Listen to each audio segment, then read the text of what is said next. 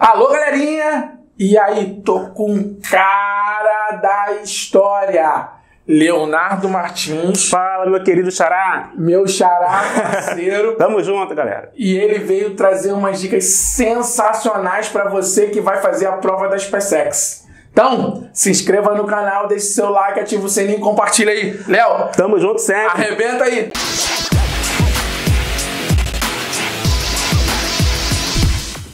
Fala, galera, professor Léo Martins na área. Tô aqui para trazer umas dicas tops para vocês, hein, galera. Dica da SpaceX, hein? Dica quente. Estudem, galera. Acredita, tenha força, foco e muita fé, hein? Eu vou trazer 3 dicas de história geral e 3 dicas de história do Brasil pra galera arrebentar na prova, hein? Vamos que vamos, hein? Desanima não, hein? Galera, nossa dica 01, História do Brasil, eu trago para vocês características principais da sociedade colonial brasileira mineradora. É muito importante em qualquer prova você saber diferenciar as características da sociedade açucareira, séculos 16 e 17, para a sociedade mineradora, século 18, ciclo do ouro. A sociedade mineradora, a sociedade do ciclo do ouro, ela vai apresentar uma estrutura social bem mais dinâmica do que a sociedade açucareira, dos séculos 16 e 17. Como nós sabemos, no Brasil açucareiro, a renda, as riquezas, a influência política, social, né, estavam concentradas nas mãos dos senhores de engenho. Não existia mobilidade social, distribuição de renda, de riquezas, tudo estava muito concentrado nas mãos dos famosos homens bons, senhores de engenho, donos de terras e escravos. Mas eu chamo a atenção de vocês para o seguinte: no século XVIII, ciclo do ouro, vai haver uma relativa distribuição de renda no Brasil. Vai apresentar a sociedade colonial, né, mineradora do século XVIII, ela vai apresentar uma relativa ascensão social. A sociedade vai ser mais dinâmica, vai haver uma mudança na estrutura social, né, vai haver um aumento populacional em torno das minas de ouro. Tá? Nós vamos visualizar que essa sociedade ela vai se caracterizar também por interligar, né? O Brasil minerador ele vai apresentar, né, regiões interligadas, o sul com a região centro-sul, os pecuaristas da região sul abastecendo a região mineradora. Nós vamos ver também que vão surgir muitos profissionais liberais, barbeiros, sapateiros, alfaiates, um número muito grande de comerciantes. Ou seja, o século XVIII, o ciclo do ouro, vai apresentar uma sociedade muito mais dinâmica, aquecida economicamente. Isso cai muito em questões de prova, né? A sociedade mineradora do século XVIII é uma sociedade que vai apresentar um aquecimento econômico interno, coisa que não acontecia no Brasil açucareiro, pois, como vocês sabem, a cana-de-açúcar seguia as regras da plantation, exportação. Mas agora o século XVIII, o ciclo do ouro, vai apresentar uma sociedade mais dinâmica, comercialmente mais movimentada, e isso vai acabar proporcionando mais oportunidades, tá ok, galera? Então é muito importante vocês visualizarem que a sociedade mineradora ela é uma sociedade mais dinâmica, beleza pura, galera? Não se esqueça dessas diferenças aí. Outra dica muito interessante com relação ao século XVIII, ciclo do ouro, é que a sociedade colonial brasileira ela vai se apresentar mais urbanizada. Graças ao ouro, nós vamos começar a visualizar um processo de urbanização, tá ok? Enquanto que no Brasil açucareiro, uma das principais características era o ruralismo, beleza? E para finalizar, tá? Nós vamos ter duas, entre aspas, empresas mineradoras, dois tipos de empresas mineradoras do século XVIII, as lavras e as faisqueiras. As lavras são as grandes extrações, as faisqueiras é aquele tipo de extração que a maioria pratica, são as pequenas extrações. Então, galera, para finalizar, o século XVIII, ciclo do ouro, vai apresentar uma característica. Qual característica? O aumento da fiscalização e tributação. Por que eu chamo a atenção para isso aqui? Eu já vi várias questões afirmando o seguinte, que o século XVIII, né, o Brasil minerador, caracterizou-se pela ausência do Estado metropolitano. Muito errado, galera, muito pelo contrário. O século XVIII caracteriza-se por uma opressão muito maior, uma opressão crescente do Estado metropolitano sobre o Brasil, sobre a colônia. os impostos vão aumentar, órgãos fiscalizadores vão ser criados, tá ok? Então vai ser um momento em que a metrópole vai se mostrar mais presente, com fiscalização e com tributação. Bom, galera, então essa é a dica da sociedade colonial brasileira mineradora, século XVIII, beleza?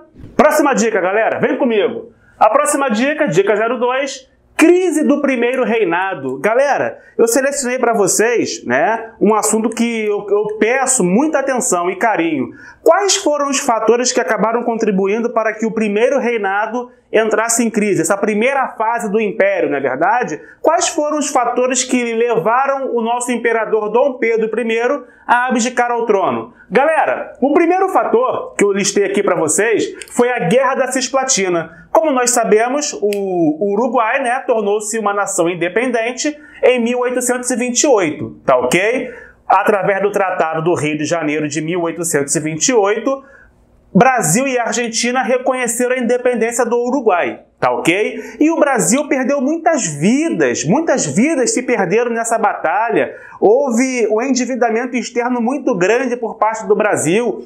A população brasileira não apoiava esse conflito, tá ok? E o Brasil perde essa guerra. A Cisplatina, que como vocês sabem, foi anexada ao território brasileiro por Dom João VI, na verdade, agora torna-se a banda oriental do Uruguai, independência. O Brasil ainda perde a Guerra da Cisplatina. Foi um fator que contribuiu para o aumento da impopularidade do imperador. É isso que eu quero que vocês visualizem.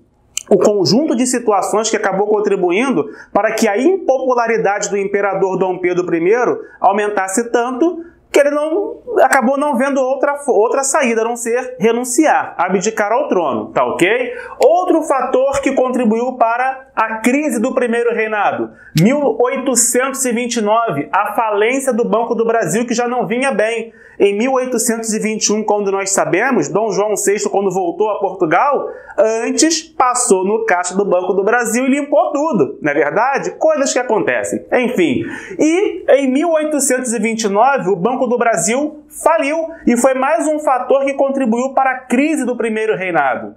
Outro fator, a morte do jornalista Líbero Badaró. Líbero Badaró era um jornalista proprietário do jornal Observatório Constitucional. E ele era um jornalista que criticava muito o imperador Dom Pedro I. E criticava a forma centralizadora dele administrar. E ele foi assassinado em São Paulo. A morte do jornalista Líbero Badaró causou uma grande repercussão naquele momento. E todos criticaram o imperador, culpando pela morte do jornalista. Então a morte do jornalista Líbero Badaró foi mais um fator que contribuiu para o aumento da impopularidade do imperador Dom Pedro I. Outro fator, 5 de abril de 1831, a formação do Ministério dos Marqueses, só com amigos pessoais do imperador, mandou os brasileiros embora do ministério e formou um ministério com portugueses. Isso fez com que os brasileiros ficassem ainda mais insatisfeitos com o imperador Dom Pedro I. Outra situação que contribuiu para a crise do primeiro reinado, a violência que o imperador Dom Pedro I usou para abafar a Confederação do Equador. Confederação do Equador, como vocês sabem, foi um movimento que começou em Pernambuco, que tinha por objetivo brigar, protestar, melhor dizendo, contra o absolutismo do primeiro reinado, contra o poder moderador. É bem verdade que as províncias do Nordeste estavam insatisfeitas por não poderem escolher seus presidentes provinciais, tá ok? Pernambuco, Ceará, Paraíba estavam insatisfeitas por não conseguirem escolher seus presidentes provinciais. Então, a Confederação do Equador foi um movimento republicano que foi abafado com muita violência, com fuzilamento de Frei Caneca, como vocês sabem, Frei Caneca ele é fuzilado no término da Confederação do Equador. E essa violência, que o Império imprimiu na Confederação do Equador, fez com que a impopularidade de Dom Pedro I aumentasse ainda mais. E para finalizar, a Noite das Garrafadas. Brasileiros e portugueses se agrediam pelas ruas do Rio de Janeiro. Pancadaria generalizada. Ali, após a Noite das Garrafadas, o imperador visualizou o seguinte: rapaz, o negócio tá feio, não tem como continuar aqui não. Eu vou abdicar ao trono. Então, eu quero que vocês visualizem esses fatores como fatores principais que levaram, né, o primeiro reinado a entrar em crise e que acabou culminando na abdicação do imperador. É isso aí, galera. Essa foi mais uma dica, mas ainda não acabou, hein? Vamos lá. Dica número 3. Vamos conversar sobre as leis abolicionistas, né? Como nós sabemos, o processo abolicionista brasileiro, ele se desenrolou através de leis, que em provas de concursos pré-militares é muito importante saber o que cada uma delas significa, tá? Então vem comigo. Nós temos em 1831 a famosa Lei Feijó. Lei Feijó, que também é chamada de Lei 7 de Novembro de 1831.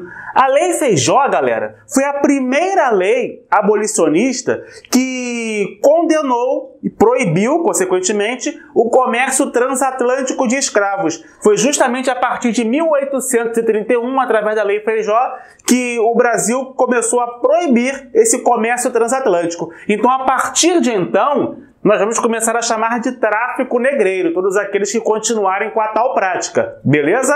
Então a Lei Feijó proíbe o comércio transatlântico de escravos. Nós temos a Lei Bill-Aberdeen, de 1845. Como nós sabemos, desde a chegada de Dom João VI, em 1808, os ingleses faziam a pressão pelo fim da escravidão no Brasil.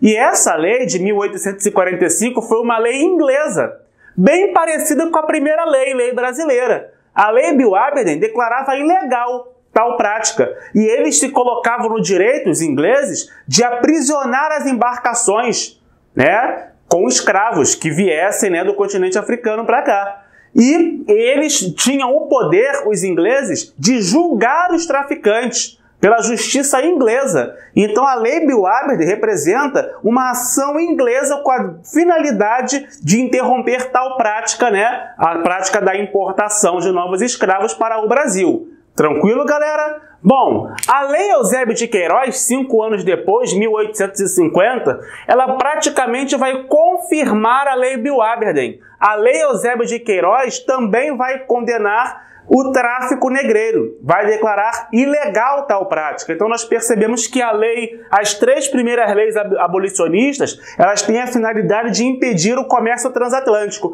a compra de novos navios repletos de escravos. Tá? Com uma pequena diferença aqui, a Lei Bill-Aberdeen foi uma iniciativa inglesa no Oceano Atlântico. Inclusive, traficantes seriam julgados pela justiça inglesa, por juízes ingleses, tá ok? Então essas 3 primeiras leis aqui praticamente versam sobre a mesma coisa. Em 1854 surge a Lei Nabuco de Araújo. Gente, a prática continuava. Muitos traficantes de escravos estavam importando navios repletos de negros africanos, paravam no Nordeste e do Nordeste, por terra, comercializavam escravos para outras regiões. Então a Lei Nabuco de Araújo tinha uma finalidade. Ela estipulava, né? Ela apresentava sanções para todos aqueles que continuassem com a prática. Se algum traficante, né, de escravos fosse pego importando, né, esses escravos do continente africano, ele seria punido. Então a Lei Nabuco de Araújo estabelecia as punições para todos aqueles que continuassem com a tal prática. Beleza, galera? Então, continuando aqui, em 1871, nós temos a Lei Rio Branco. A Lei Rio Branco, né? A Lei Rio Branco, que também é muito conhecida como Lei do Ventre Livre. A Lei do Ventre Livre, ou Lei Rio Branco, por que eu estou chamando desses nomes aqui, com esses nomes? Porque não é comum vocês visualizarem essas leis com esses nomes. E pode ser que uma questão trabalhe dessa forma. Então é preciso saber que a Lei Rio Branco, na verdade, é a famosa Lei do Ventre Livre, que determinava o quê? Todo filho de escrava nascido a partir dessa data nasceria livre, tá? Beleza pura? 1885, nós temos a Lei Saraiva-Cotegipe. Conselheiro Saraiva, barão do Cotegipe. Tal lei determinava o quê? Determinava que todo escravo a partir de 60 anos de idade seria considerado livre. E essa lei ficou conhecida como Lei da Gargalhada Nacional. até pelo fato de a expectativa de vida de um escravo ser de 40 anos de idade. Beleza pura? Então, essa foi a lei dos sexagenários, a Lei Saraiva-Cotegipe. E fechando, encerrando o processo abolicionista brasileiro, nós temos a Lei Áurea de 1888, que declara o fim da escravidão, da prática escravista no Brasil. Então é muito interessante prestar atenção para não cair em algumas pegadinhas, tá? A Lei Feijó, a Lei Bill Aberdeen, a Lei Eusébio de Queiroz, Nabuco de Araújo, Rio Branco ou Saraiva-Cotegipe, elas não acabam com a escravidão. Cuidado com essas pegadinhas. Elas vão restringindo a prática no Brasil, até que, no ano de 1888, a prática se encerra por completo. Beleza, galera? Então, um forte abraço. Beleza, galera? Então essas foram as dicas de história do Brasil, hein? Para SpaceX, se vocês querem assistir as dicas de história geral, está aqui na descrição do vídeo o nosso link, beleza? Até a próxima!